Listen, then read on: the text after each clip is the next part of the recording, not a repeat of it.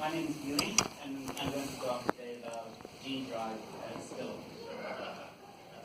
So some of you may have heard this in the morning genetic control session, but gene drives are, so under normal Mendelian inheritance, we expect no bias in transmission of alleles to the next generation. However, under some circumstances, there is a preferential transmission of a particular type of allele to the offspring. This phenomena has been studied under different names: segregation distortion, meiotic drives, selfish genetic elements, and currently gene drives. So gene drives have recently become a center of much interest, and the session solution proves this. And this is mainly because of our ability to use technology like CRISPR to genetically engineer such preferentially transmitting alleles. So the way this would work for a pony gene drive, you would edit the CRISPR mechanism and genetic load or payload or cargo that you want to introduce into the population.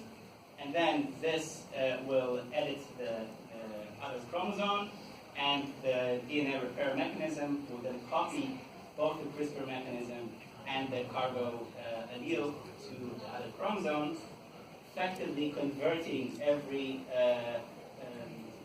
heterozygote carrying the gene drive allele into a homozygote carrying the gene drive allele, and creating this preferential transmission.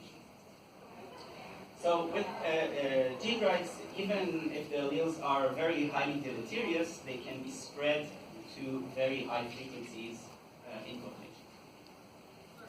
So what are gene drives good for? As mentioned this morning in the control session, we can use gene drives for control of disease vectors and pests. So here take a very deleterious trait, spread it to very high frequency in the population, and cause the population to collapse because of this. The main individuals carry this deleterious trait.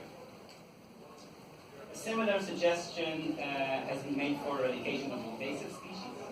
So, for example, New Zealand has been playing around with the idea of this using gene drives in a program called Predator Free 2050, where the idea is to eradicate species of invasive mammals using gene drives. However, with very great power comes very great responsibility, and we have to think and model gene drives very carefully before we actually deploy them in the field. People have looked at different aspects of this. So people have thought about accidental release, what happens if the gene drive escapes the lab before we are ready for deployment, evolutionary trajectories that the gene drives might take after deployment, such as evolutionary resistance, and spillover of the gene drive allele from the target population, where you want the gene drive to be active, to a non-target population. And today in my talk, I will focus on this notion of gene drive spillover. So what exactly do I mean, or what scenario am I thinking about? I'm thinking about a target population where we want to spread the gene drive. We want the gene drive to be active in the target population. There is a non-target population where we don't want the gene drive to affect this population, but these two populations are connected through migration. So for example, you can think about New Zealand and Australia, and species like the Polynesian rat or the possum, Australian possum, which are invasive in New Zealand, but are native to other parts of the world, and we wouldn't want to affect those. So if we introduce our gene drive to the target population, we expect the gene drive to reach high frequencies in the target population, but because these two populations are connected by migration, it may be introduced to the non-target population, reach high frequencies there, and we have a spillover, which is a situation we want to avoid. Instead, what we would like to be able to do is to reach this sort of situation, where the gene drive reaches high frequency in the target population, but remains at low frequency in the non-target population. So if you can reach this situation and reach it in such that this situation is stable, we call this a differentially targeting scenario. And the question is, can we actually design differentially targeting gene drives that reach this situation? And if so, for what migration rates is this even possible? So if migration is too high, there will be no way to reach such an equilibrium state, and spillovers will be unavoidable. So in order to model this, we are looking at a very simple model of a CRISPR-Cas9, so a homing-based gene drive. We remember that the cargo that we are trying to spread is deleterious. So the selection coefficients that we are going to give so we have three genotypes that we are considering. We have the wild type, the heterozygote, and the homozygote carrying the gene drive allele. And the selection coefficient is going to be 1 for the wild type and 1 minus S for the homozygote carrying the gene drive allele. Now the parameter that we need to consider is the dominance of the gene drive allele, so this affects the selection coefficient of the heterozygote. And another parameter is the conversion rate, so the effectiveness of the gene drive allele in converting heterozygotes to homozygotes. A perfect gene drive allele will be C equals 1, but in practice we are seeing gene drives with lower conversion rates. So these are the three parameters of our model. And as mentioned also earlier this morning, there's a very simple model that can describe the change in allele frequencies of the gene drive allele under this isolated population model. So what we can do with this equation is we can study the equilibrium states of this equation. So seeing to what frequency the population is expected to converge eventually. We can also study the type of equilibrium using linear stability analysis. So we can say if it's a stable or unstable equilibrium states. And people have looked at this and have saw that for some configuration of the model of the three parameters, there are situations where equilibrium states exist that are different than fixation or loss. So you could reach an equilibrium frequency that is polymorphic. Some of these equilibrium conditions for some parameters are unstable equilibrium.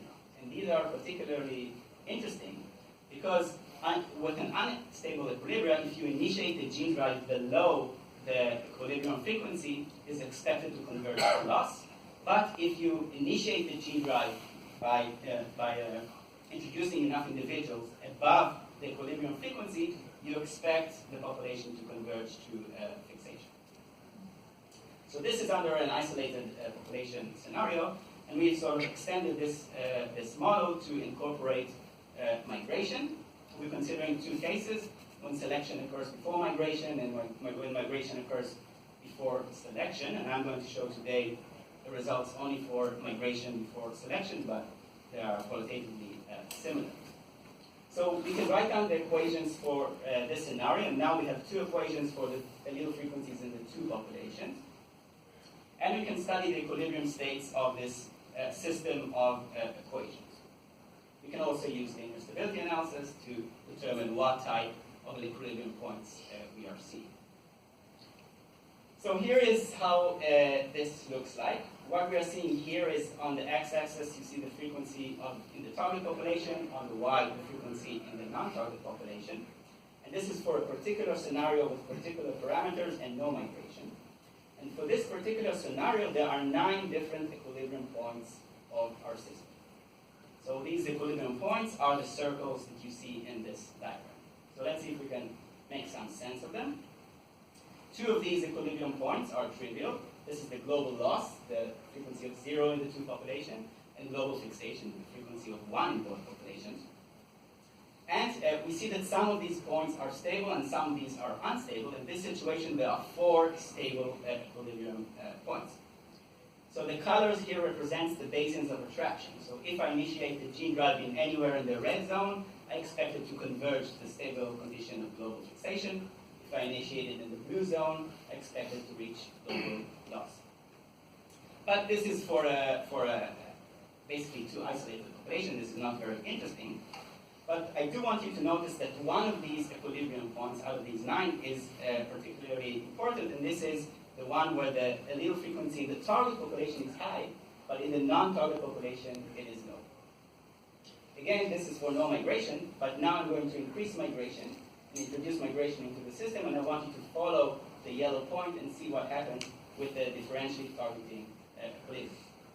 So I'm increasing migration. You see that we still have this differentially targeting equilibrium until we reach a sharp transition where the differential targeting equilibrium disappears, and we are left with only two stable points, global fixation and global loss.